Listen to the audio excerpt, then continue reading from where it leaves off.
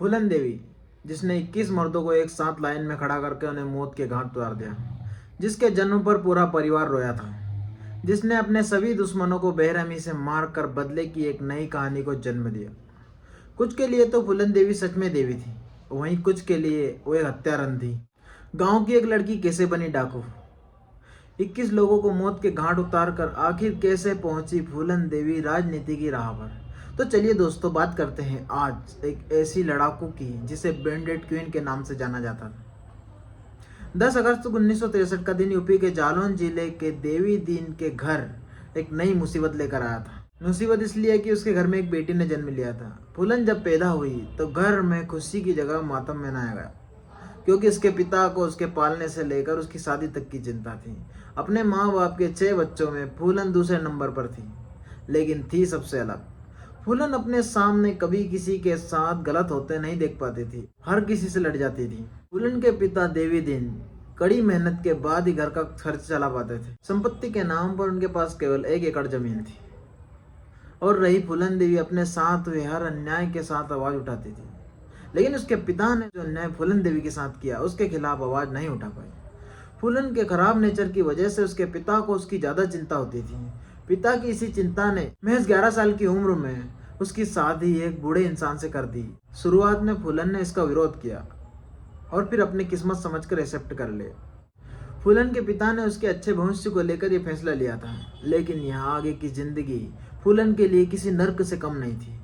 फूलन के ससुराल वाले ठीक नहीं थे, उसके पति का भी व्यवहार अच्छा नहीं था। जब यह फूलन के बर्दाश्त से बाहर हो गया, वो भागकर अपने घर उल्टा आई। उसे उम्मीद थी कि उसके अपने लोग उसकी मदद करेंगे, लेकिन वो उल्टा उसके चचेरे भाई ने उस मौके का फायदा उठाकर एक झूठे आरोप में उसे जेल भिजवा दिया।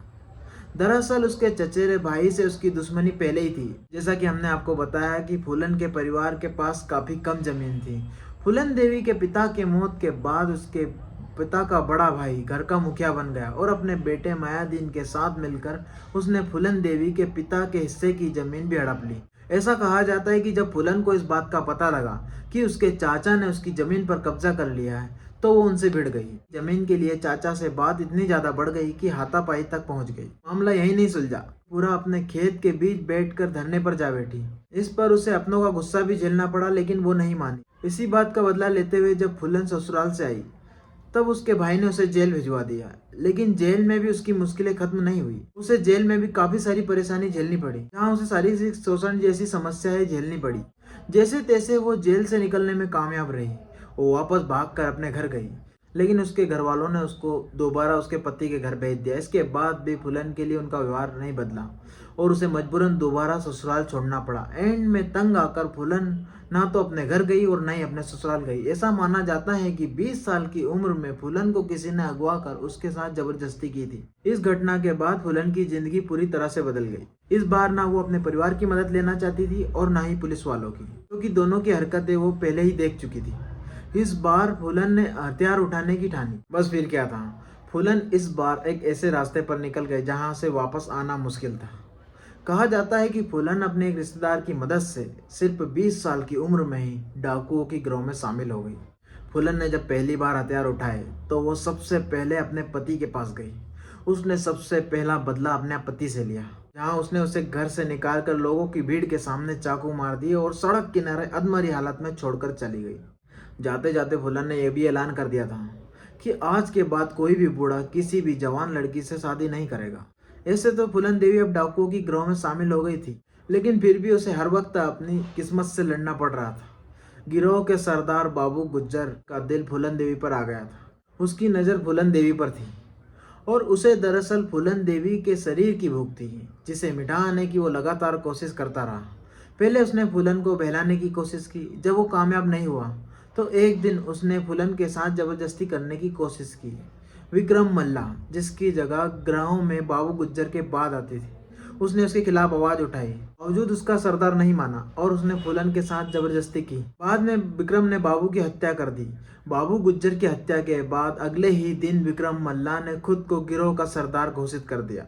उन दिनों उनकी गिरोह में सब ठीक चल रहा था कि इसी बीच उनके गिरोह में जेल से भागे 2 भाई श्री राम तथा लाला राम शामिल हुए, जिनके कारण गिरोह में फूट पड़ गई। बाद में इन दोनों भाइयों ने मिलकर फूलन देवी के गिरोह को तबाह कर दिया। विक्रम मल्ला को मार गिराया और फूलन को बंदी बनाकर अपने गांव ले गए। यहाँ पर फूलन देवी को जितना सताया गया वो शायद ही एक इंसान को जिंदगी से नफरत कराने के लिए काफी था। यहाँ फूलन को एक कमरे में भूखे प्यासे बंद कर दिया गया। यहाँ उसके साथ एक नहीं बल्कि कई लोगों ने बदसलूकी की। कहा जाता है कि इन सब घटनाओं से फूलन देवी ने जान देने की ठान ली, पर शायद किस्मत को कोई और मंजूर था।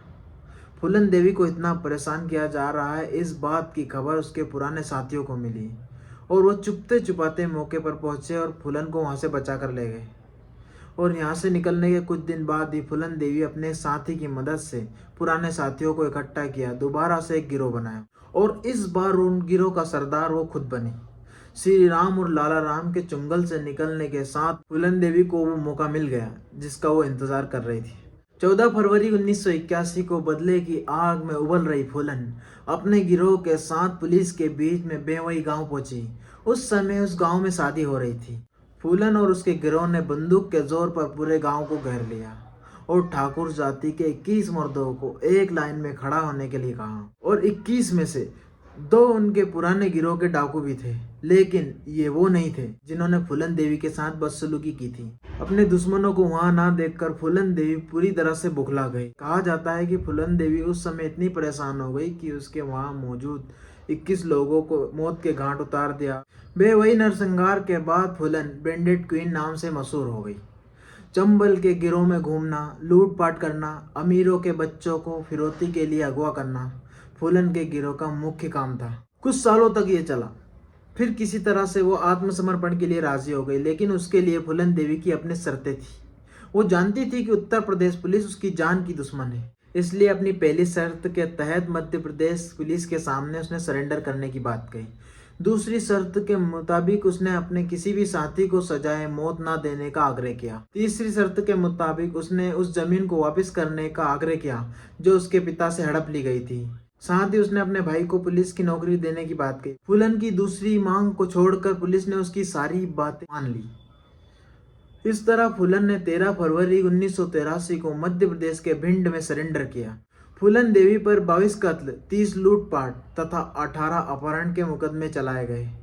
इन सभी मुकदमों को की कार्यवाही में 11 साल बीत गए।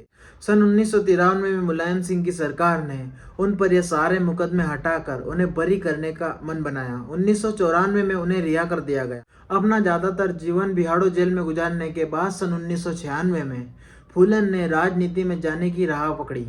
समाजवादी पार्टी से टिकट लेकर मिर्जापुर की सीट जीतकर वो सदन का हिस्सा बनी।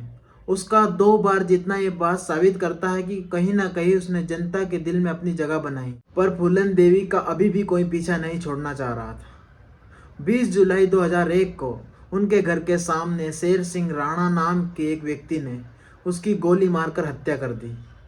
हत्या के बाद शेर सिंह राणा ने इस बात को माना कि उसने फूलन देवी को मारकर बेवही नरसंहार का बदला लिया। उसने ये भी कहा कि उसने बदला लेना फूलन देवी से ही सीखा। तो दोस्तों, ये थी फूलन देवी की कहानी जिसने अपने ऊपर हुए सभी अत्याचारों का बदला लिया। आपको ये कहानी कैसी लगी हमें हमारे कमेंट सेक्शन में जरूर बताइएगा।